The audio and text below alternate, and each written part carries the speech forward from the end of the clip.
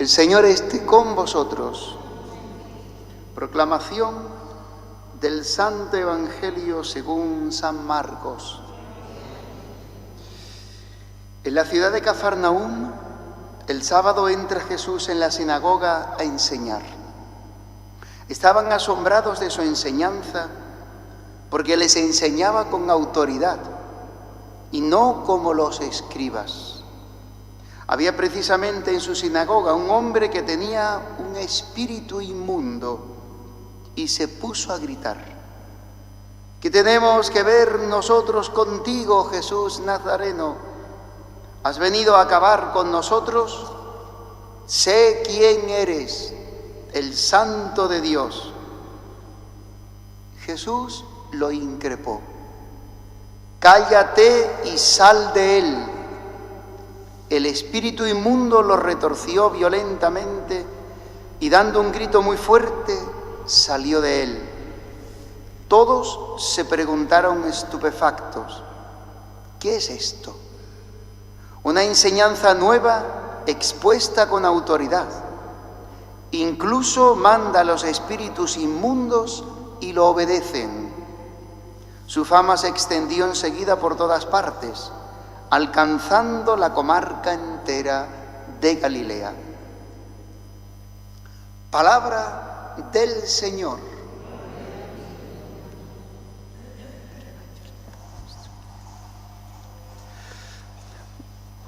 Estamos iniciando, hermanos, este tiempo nuevo que se llama el tiempo ordinario. Hemos ido viendo también en estos últimos días, sobre todo el domingo en el bautismo del Señor, que el Señor ha sido señalado por el Padre como el Mesías. Hemos dicho otras veces, Mesías significa ungido. En griego se dice Christos, de ahí viene en castellano Cristo. Mesías, Mashiach, el que ha recibido el Espíritu, el ungido, el que ha sido ungido. Bueno, pues vemos como después de esta unción, como Dios lo ha señalado como el que tiene el Espíritu, el que trae el Espíritu Santo para que el hombre pueda ser renovado, podamos ser llenados de su gracia, de su Espíritu. Jesús aparecerá después, irá al desierto, luchará contra Satanás, el espíritu del mal, el enemigo de Dios y del hombre, el diablo, el demonio, y Jesús lo vencerá en el desierto y empezará la misión del anuncio del reino, su misión apostólica. Entonces, Él se situará en la zona del mar de Galilea, en una ciudad muy importante que sería como a modo de capital de la Galilea, que se llama Cafarnaúm. Y Jesús se quedará en la casa de Pedro, la casa de su suegra.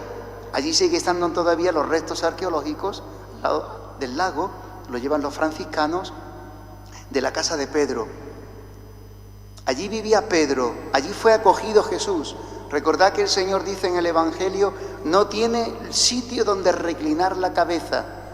Él, siendo Dios que ha creado el universo entero, el gran constructor del universo, resulta que Él no tiene casa y es acogido. Viene pobre. No hay cosa más pobre que dos cosas: no saber la lengua de un país a donde se va en misión, todos los misioneros lo saben, y no tener una casa donde reclinar la cabeza, estar de prestado. Eso es un pobre. Bueno, pues Jesús ha venido pobre y ha sido acogido en casa de Simón, de su suegra, y está el sábado en la sinagoga. Resulta que en la sinagoga se encuentra con una persona que vive dentro de él un espíritu inmundo. Un espíritu inmundo es un espíritu, es una fuerza del mal que domina la vida de este hombre, es un espíritu, es un demonio que le lleva a ver como fea las cosas de Dios. Es el espíritu contrario a la piedad.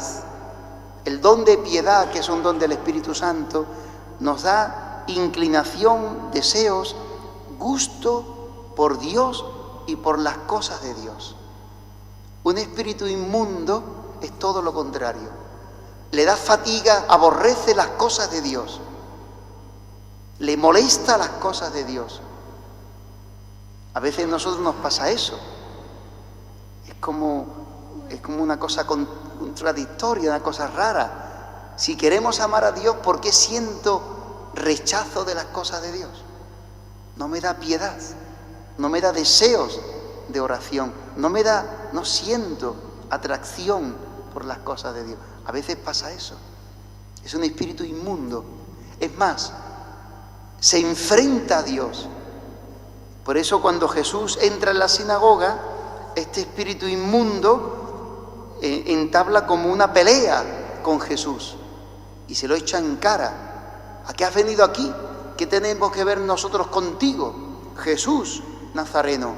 Porque los demonios conocen a Dios y Jesucristo es el Hijo de Dios. Esto es interesante, porque hay gente que dice, yo creo en Dios, pero no vive la fe, no practica la fe, no vive los sacramentos. Yo creo en Dios. También los demonios creen que Dios existe, creen en Dios. Lo hemos dicho otras veces. Bueno, pues Jesús se enfrenta con este demonio, con este espíritu inmundo, pero no dialoga con él. Tantas veces hemos dicho, el Papa lo recuerda con mucha frecuencia, cuando nos vienen los pensamientos malos, sentimientos malos, cuando el demonio nos tienta, nos ataca todos los días, no se dialoga con el diablo, no se dialoga.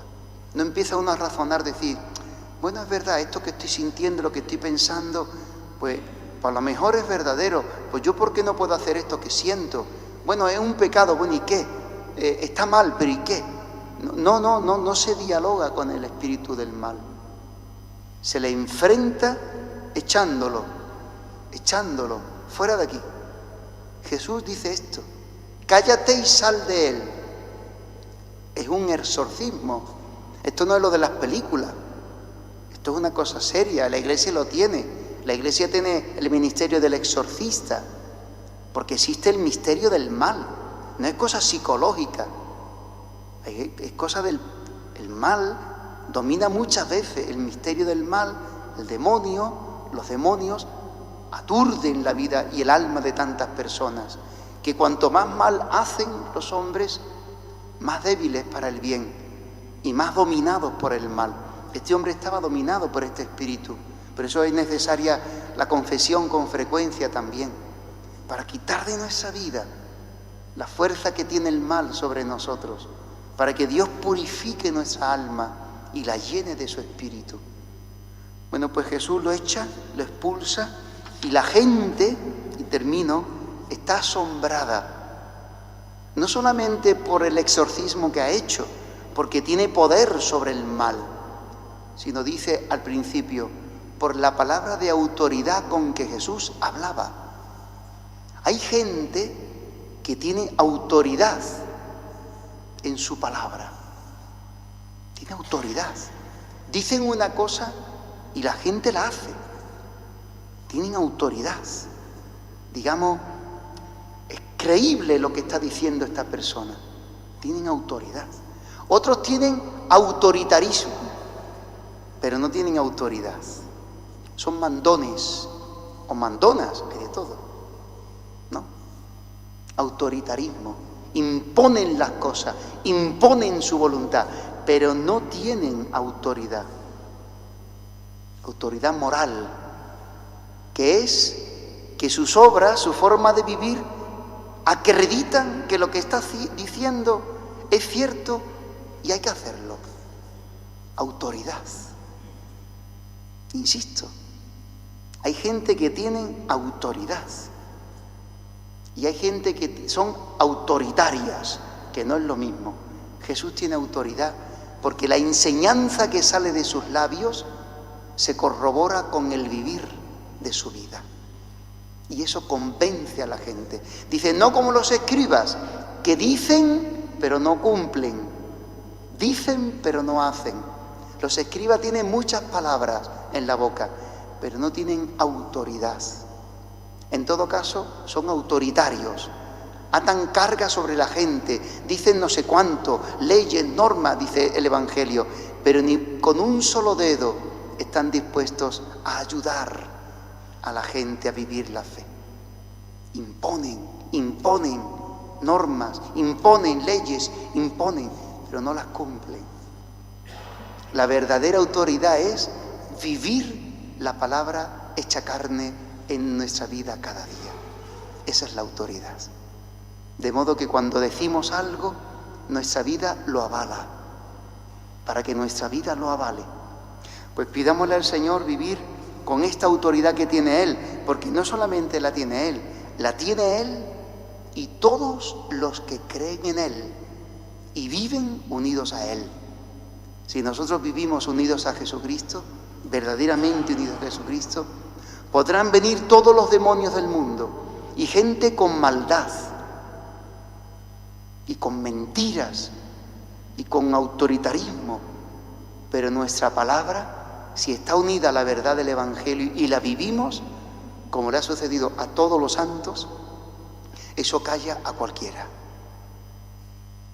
Porque no hay que dar muchas razones más que lo que se vive, Pues pidámosle al Señor vivir esta autoridad, que no es más que el Evangelio vivido primero en nosotros y después expresado también con nuestra palabra, con nuestra boca.